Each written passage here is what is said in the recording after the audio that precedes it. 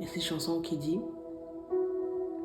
je n'ai nulle part où aller sans toi.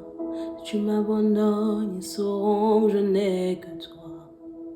Si tu me laisses, ils demanderont si tu existes. J'ai tellement entendu parler de toi jusqu'à ce que je te rencontre. Et je prends mon temps à parler de toi à tous ceux qui m'entouraient.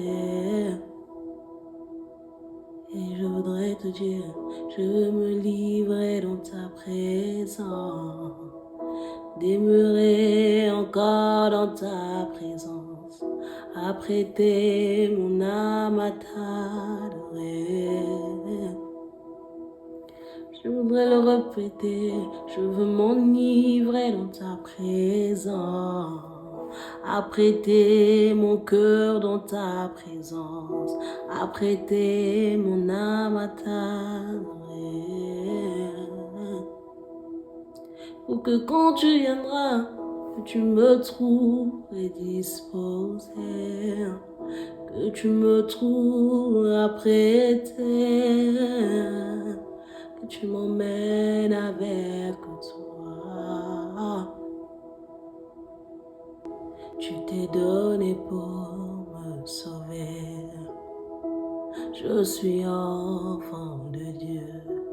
Ton amour après c'est d'aimer.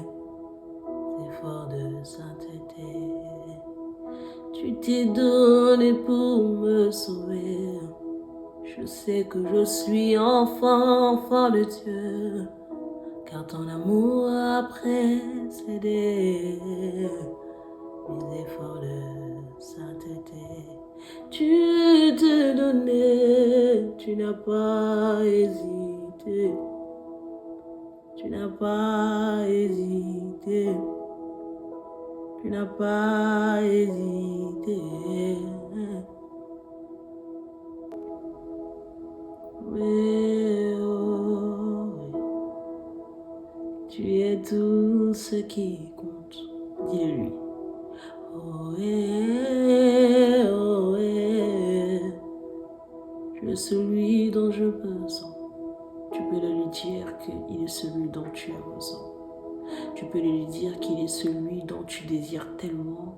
Tu peux lui dire, n'aie pas peur, n'aie pas honte de lui dire. Il sait que tu as ça dans ton cœur. Il sait que c'est ton désir le plus profond. Qu'il est tout ce dont tu as besoin.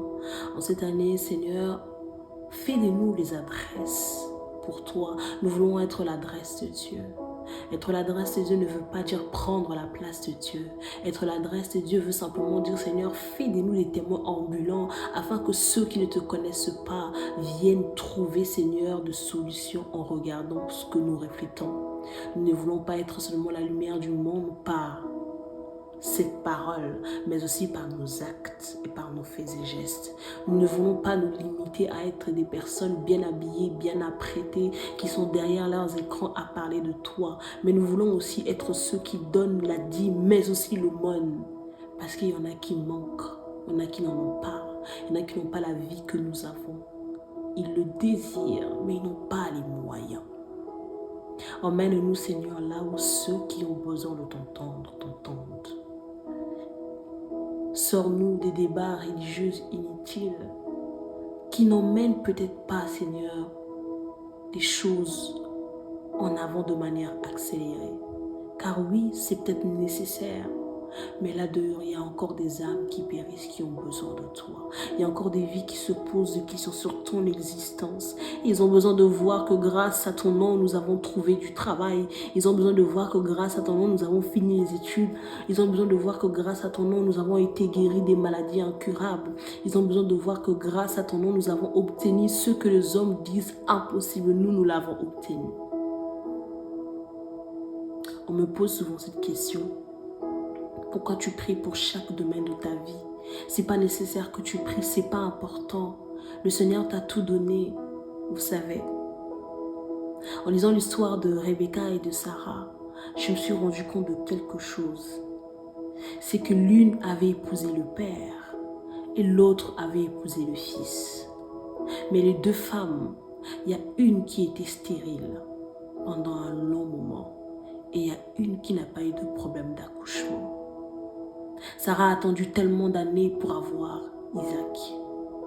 Mais Rebecca, qui est la femme de Isaac, n'a pas attendu longtemps pour avoir Jacob et Ésaü. Elle a eu des jumeaux. Oh my goodness. Celle qui a épousé le fils d'une femme stérile a eu de jumeaux. Mais c'était deux personnes de la même lignée, le père et le fils. Et c'est par là que je me suis rendu compte que le combat n'était pas de même niveau. Je me suis rendu compte que le combat n'était pas pareil. Chaque combat de chacune de ces femmes était différente. Était très différent. C'est pourquoi ne perds pas la vue sur ce que le Seigneur a prévu pour toi. Combat là où tu dois combattre. Sois le sentinelle là où tu dois être le sentinelle. Sois le gardien là où le Seigneur veut que tu sois le gardien. Ne change pas de poste. Si eux ont la facilité d'obtenir quelque chose, nous avons besoin de payer le prix pour l'avoir. Et nous payerons le prix pour l'avoir, s'il le faut. La parole déclare que tu conduis les pas du juste. Lorsque je regarde fermement la personne que je suis, je ne me vois pas juste. Lorsque je dois compter le nombre de péchés que je peux faire en une journée, en une semaine, je me rends compte que je ne suis réellement pas juste. Mais bizarrement, tu conduis mes pas. Bizarrement, tu conduis mes pas. Bizarrement, tu conduis mes pas. Tu les emmènes où? Tu ne les emmènes pas dans des endroits qui me détruisent. Tu les emmènes où tu veux qu'ils aillent. Et tu me trouves des abris sûrs. Si je ne compte pas sur toi, sur qui tu veux que je compte? Sur qui? Ils auront peut-être des mots à dire. J'entends souvent des gens dire, mais pourquoi tu parles toujours de Dieu? Il y a plusieurs options. Je sais. J'ai testé la vie sans Dieu. Et j'ai testé celle avec Dieu. Je me suis rendu compte d'une chose. Que la meilleure option était celle avec Dieu. Alors j'ai fait le choix de celle avec Dieu. J'ai envie de te proposer les autres options. J'ai envie de te proposer la métaphysique, le Big Bang, tout ce que tu veux, tout ce que la physique, la biologie a été en mesure de nous présenter. Mais toutes ces méthodes ont été éphémères.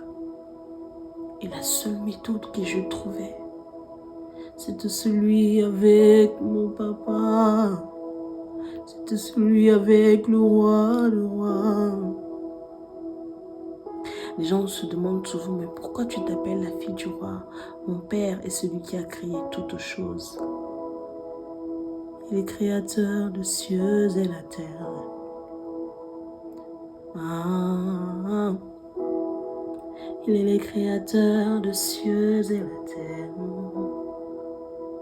Ce qui le rend suprême, ce n'est pas le fait que je le considère comme Dieu. C'est qu'il est déjà suprême avant que je ne le considère comme Dieu. Je n'ai pas d'autres explications à te donner. Je viens juste te présenter le nom de Jésus, le nom capable de te sauver, le nom capable de te guérir, le nom capable de te changer. À l'époque où on m'a parlé de Christ, j'avais l'impression que j'avais beaucoup à perdre à le suivre. Parce que je me disais, je lui en voulais, je lui disais, si tu savais que je devais te connaître, pourquoi je ne suis pas seulement née dans une famille chrétienne? Mais il m'a fait comprendre quelque chose, c'est que chaque histoire histoire est différente parce qu'il veut donner ses messages de plusieurs manières. Et mon histoire devait être différente de celle de mes amis et de mon entourage. Pour que moi, quand je viens parler de moi, que je dise, je vous présente la fille qui n'est pas née d'une famille chrétienne, qui n'a jamais entendu parler de Christ jusqu'à ses 15 ans. Et jusqu'à ce que quelqu'un la présente et qu'elle l'accepte. Et aujourd'hui, je me rends compte que peut-être si je l'avais connu en étant bébé depuis le ventre de ma mère, ou si ma mère ou mon père m'avaient parlé de lui, je l'aurais pris comme acquis. Je ne l'aurais pas pris comme un privilège. Je me serais habituée à sa présence. Mais tellement que je l'ai découvert après, je me suis rendu compte du trésor qu'il était. J'ai appris à chérir ce trésor. J'ai appris à aimer ce trésor. J'ai appris à donner de mon temps à ce trésor. J'ai appris à le garder précieusement et à me dire: je ne peux pas m'adapter à ta présence. Chaque fois je veux que tu me renouvelles. Je ne peux pas m'habituer à ton atmosphère. Chaque fois je veux que tu me changes.